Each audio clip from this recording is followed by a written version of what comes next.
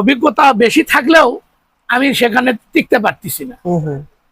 এই জন্য আমি চিন্তা ভাবনা করলাম যে আমাকে আদারওয়াইজ 12টা যে থানা আছে এই থানার একটা থানা আমাকে বেছে নিতে হবে, সেখানে গিয়ে আমাকে কিছু করতে হবে, তাহলে আমাকে মানুষ চিনবে।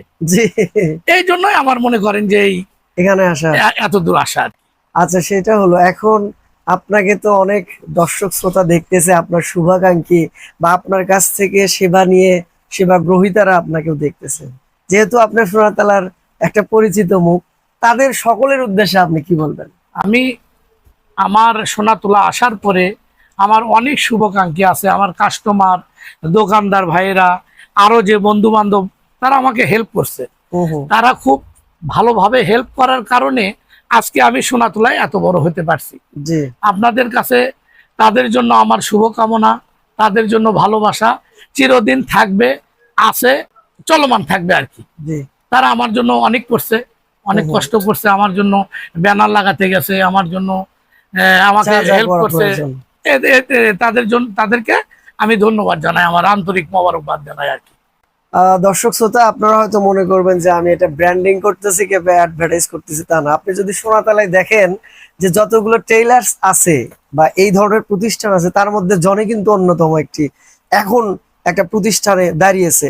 তো অনেক টেইলার্স থাকে কিন্তু কেউ উঠে দাঁড়াতে পারে, সেই ঘর কোনো হয়ে থাকে কিংবা ছোট্ট একটা সেই মানধাত্তার আমলের হয়ে থাকে। আজকে এটা কত বড় পরিসর হয়েছে আপনারা আসলে দেখতে পাবেন, এবং তিনি কি সেবা দিচ্ছেন সেটা আপনারা আসলে দেখতে পাবেন।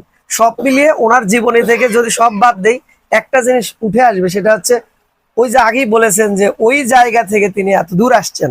যারা যুবক রয়েছেন, যারা উদ্যোক্তা হতে চান বা যারা বেকারত্বের অভিশাপে ভুগতেছেন, আমি চাই যে তার জীবনী থেকে আপনাদের অনেক কিছু শেখা রয়েছে।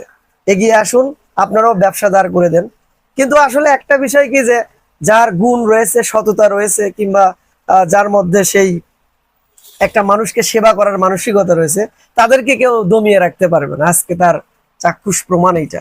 সব মিলিয়ে আপনারা ভালো থাকুন, সুস্থ থাকুন। আমি আবারও কোনো একজন আপনাদের প্রিয় ব্যক্তি নিয়ে আপনাদের সামনে হাজির হব এই প্রত্যাশায় আমি সোহেল ইবনে মাহবুব বিদায় নিচ্ছি। আল্লাহ হাফেজ।